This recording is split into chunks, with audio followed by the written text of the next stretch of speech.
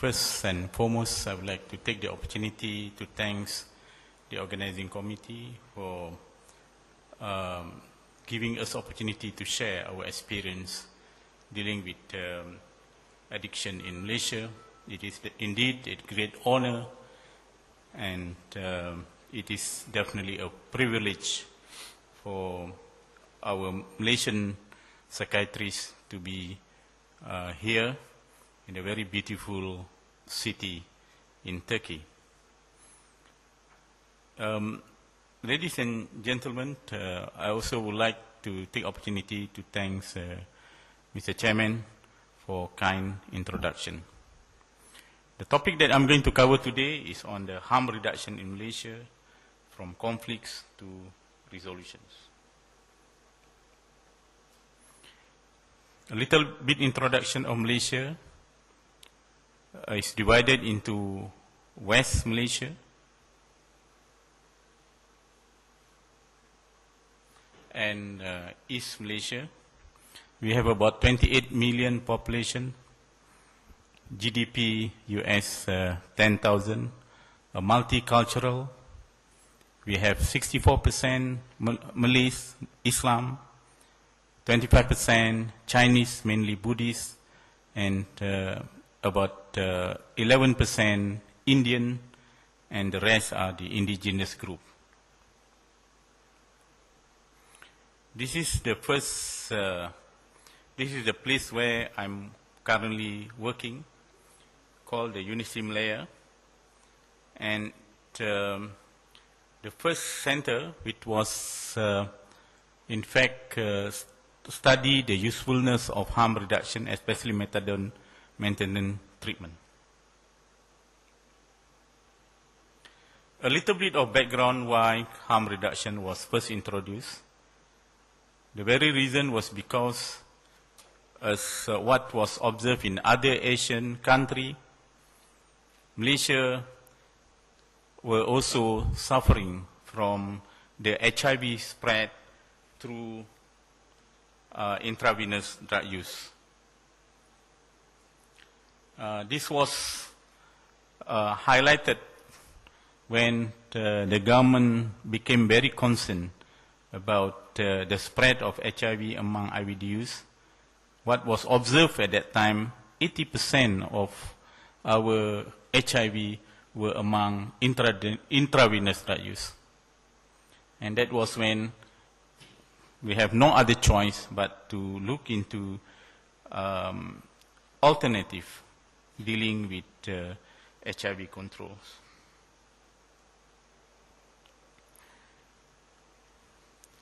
This was what has been happening before we introduced harm reduction in Malaysia, whereby we have already had 40,000 of HIV among drug users.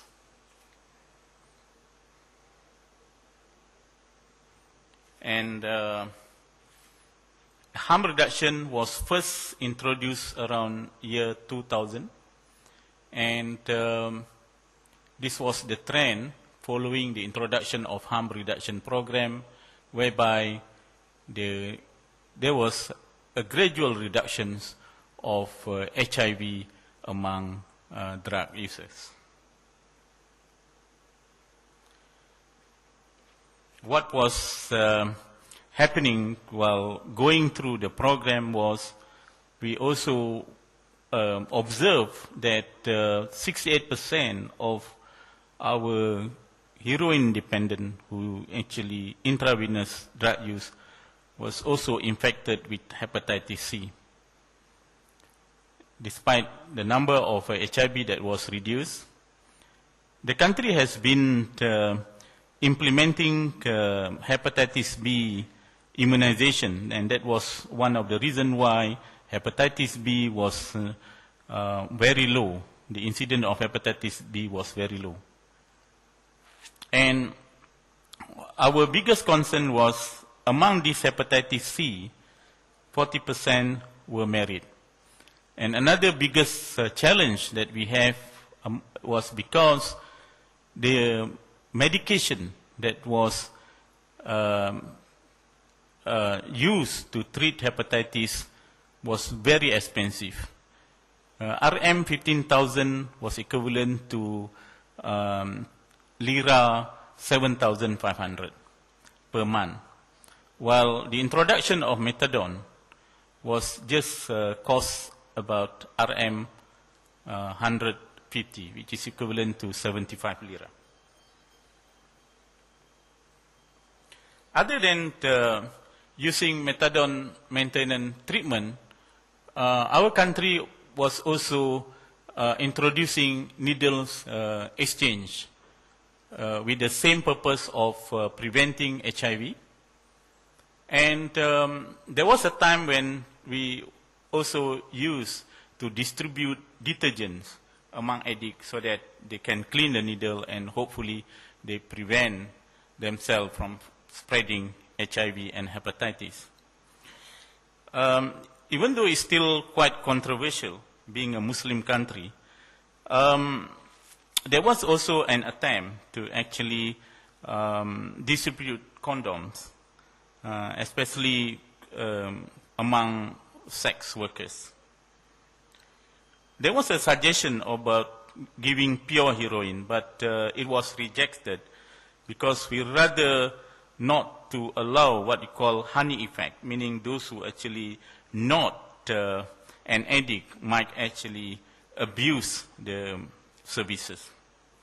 So currently, what was implemented in the country other than methadone maintenance therapy was buprenorphine, substitution therapy. There has been a lot of challenges in the past before we introduced methadone. In fact, it took us at least about 15 years from the first time when we introduced the idea until its implementation. And in fact, in 1990, we have already had some indication that if we don't introduce harm reduction, there's a possibility that there might be an increase in the number of HIV. In 1990, we only have around 80 HIV among intravenous drug users. But because of the delay in the implementation of methadone, by the time we want to actually introduce methadone, that has been the time when we saw a tremendous number of HIV among methadone, among heroin addicts, which is around 80,000. And the reason why there is a lot of barrier was because there was a misconception around 1990s. We assumed that if we introduce methadone as a way to treat addiction, so some of the policy makers assumed that we might make the situation to go worse. And in fact, this was the only drug where we have to go through the ulama or the religious leader in order for it to be approved. Even after it's being proposed by the Ministry of Health, we still have to have a meeting or what we used to term as muzakara, and the ulama have to come out with a fatwa. Finally, with all the argument, we managed to actually convince the ulama to take up methadone. Because in the past, they used to assume that methadone is a sinner's drug until we managed to present our concept, and that was when one of the senior most ulama saying that this is definitely a God-gifted drug and it's not a sinner's drug. And among doctors, they also have some kind of skeptics in using methadone. They assume that there might not be any good effect if we introduce methadone. And of course, among doctors, there has been some wrong assumption that methadone might kill addicts rather than helping them. And in fact, they always goes back to 1975 experience. But this time, methadone was used only for detoxification rather than for maintenance treatment. So the argument is always around the issue of 1975, where it was introduced but failed, without realizing that those days methadone was just given for detoxification rather than maintenance therapy. In Malaysia, again, the problem of addiction is full of stigma. Even those smokers has been labeled as animals. So what more when you are talking about heroin addiction or other form of addiction? And as a result of the stigmatization, there's a lot of difficulties for a patient to come early for treatment. And that is one challenges that we have in the past. And the stigma still goes on. And in fact, the stigma just don't actually goes to the patient. Sometimes the therapist, the doctor who is actually willing to help the patient, also getting the same dose of stigmatization. So this is one of the challenges that we have. The stigma is still quite strong, and even now is still some of the important challenges that we have to convince the community about overcoming the stigma. So this was the objective of what you call harm reduction in Malaysia. One is, of course, because heroin is a short-acting drug, so the patient can get easily tolerance to the effect, and that is where they go on through intravenous use as to get high.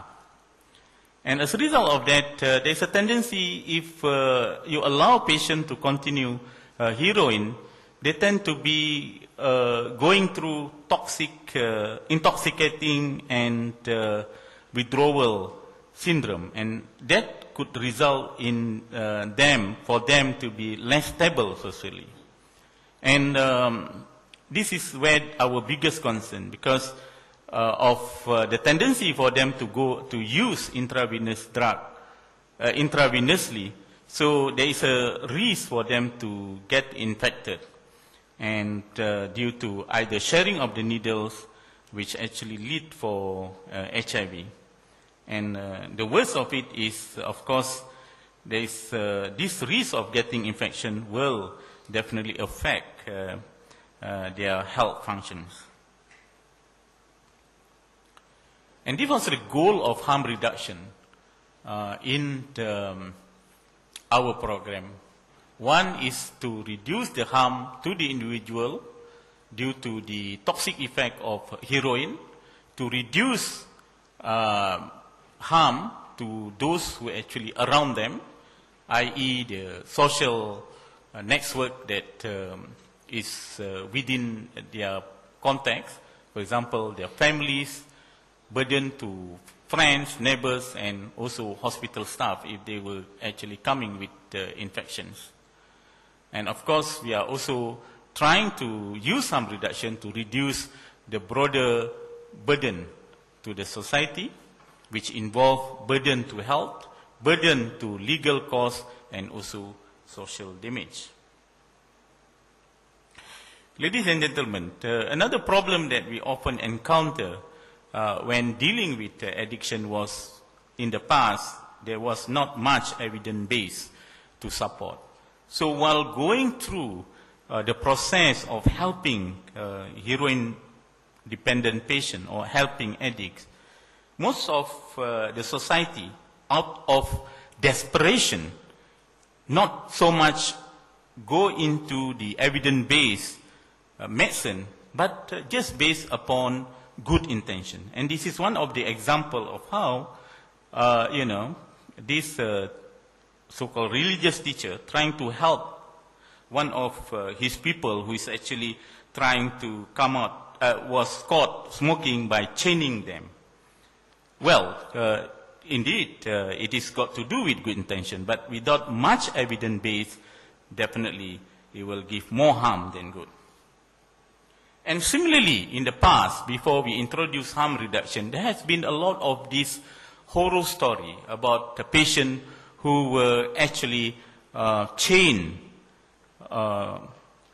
with the intention of coming out or helping them out of addiction. And in this particular case, she was changed for 2 years by so-called counselor who want to help her from coming out from her problem. But again, it is not based on evidence-based medicine, but it's based on good intention, which of course didn't work. And this is another example of how many of our patients, out of desperation, either the family or the patient themselves, were forced to go to traditional healer. And this one example was about one patient who wanted to give up for nicotine addiction, going through the traditional healing where his head was bashed with, he was beaten by the traditional healer with a hard object with the intention of coming out from the smoking habit. But of course he died as a result of the ritual. Similarly, in Malaysia, before and even now, even though the number has already reduced, heroin addict has, if they were caught, have to be subjected to forced involuntary rehabilitation, meaning they actually have to stay in the rehabilitation centers for 2 years, which actually what they did is more discipline and regime-like therapeutic community. And in fact, every year the government spends about 300 million, which is about 150 million lira to deal with this incarcerated approach. But unfortunately, it didn't work. So it was not until the introduction of buprenorphine and methadone, and Dr. Hazli will continue looking at the research point of view. But this is what actually we are now have in Malaysia as to be used for harm reduction. Again, we have to go to evidence-based even to deal with smoking addiction, which is again, which if you compare to heroin, this is the #1 killer as far as addiction in Malaysia is concerned. So, again, what we observe after the introduction of methadone and harm reduction, we observe that we improve the health, the social, and the economic improvement among heroin addicts. We managed to actually reduce the spread of HIV, hepatitis, and other contagious diseases like subacute bacterial endocarditis. We first want to make buprenorphine as a national project, but unfortunately, because of the cost and because of some misunderstanding, we're still not able to introduce buprenorphine in our harm reduction program. But nonetheless, now it has, through methadone maintenance program, we have been actually managed to introduce harm reduction in Malaysia. And in fact, it has been also taken up not only through our Doctor Ministry of Health program, but our National Anti-Drug Task Force, which in the past has been very resistant to the program, were now involved in this project. And this was the latest cost analysis of how, in fact, it is more expensive to treat addict through involuntary rehabilitation, which apparently costs about 2,800 per month, while if we actually treat the patient as outpatient, we only spend about 700 ringgit per month, which is equivalent to 350 lira, while here is about 1,400 lira per month. And there was a lot of incidences where those involuntary entry that was actually admitted in such center going through riots. And up to the time when the cost analysis was made, the government has lost about 15 million or 7.5 million lira as a result of the riot that was carried out by the drug addicts. And of course, there has been also some study to look into the quality of life, the cost of petty crime and liquor cost, and cost of family burden that was also reduced as a result of our methadone maintenance program. So, another challenges that we have currently is about the spread of tuberculosis among the HIV and among heroin addicts, and especially those who were admitted in rehabilitation centers and in prison. So our target now is to increase the number of addicts who are actually going through methadone maintenance treatment. And according to WHO, we must target about 40% of our addicts to be involved in methadone maintenance program before we can see a tremendous reduction of HIV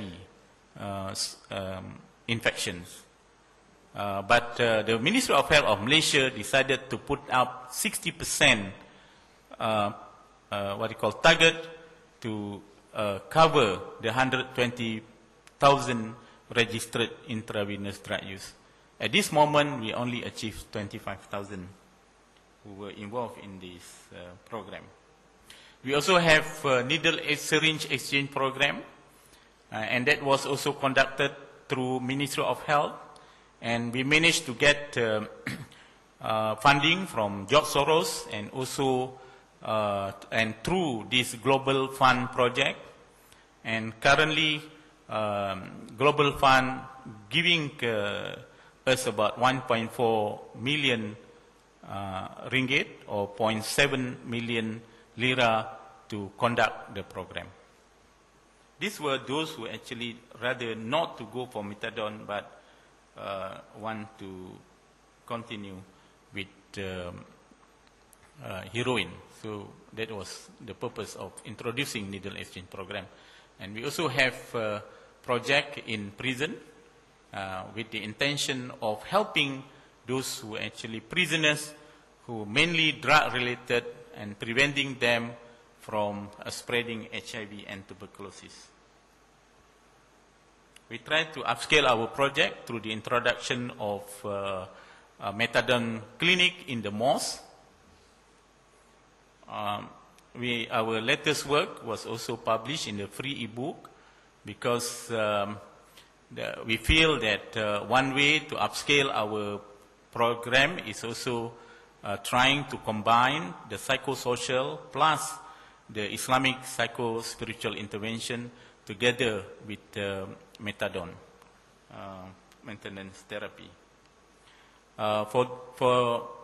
We have about 25% of our population who are staying in the rural area, which was sometimes difficult to get access to treatment. So in our planning, we also have our mobile clinic for our harm reduction purposes. These were our feedback loop to see the effectiveness of our projects. We have undergraduate training, we have our postgraduate and also postdoctoral training. We have our website to look into to allow the community, the policymaker to actually communicate with us. And we also have our own International Journal of Addiction Science. And for the community at large, we also have our blog, so that if there is any feedback that we can gain from the community, that will be quite accessible to us. So what have we learned about harm reduction and addiction As our Malaysian experience, we do understand that addiction is a very complex medical problem. We're still actually going through the time when trial and error is still what probably what we sometimes have in our practice.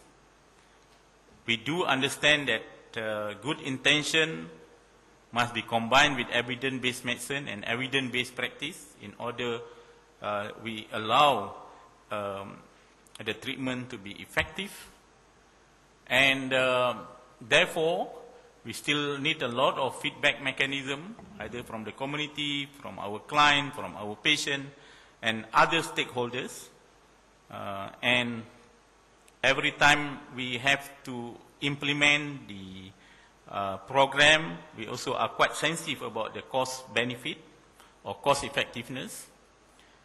We have been linked up with international experts, and we hope that the combination of international plus local experience,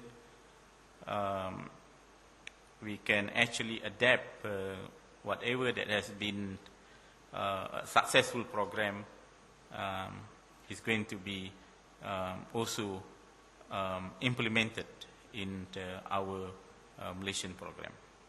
So, ladies and gentlemen, I would like to conclude my talk by thanking all of you for your kind attention.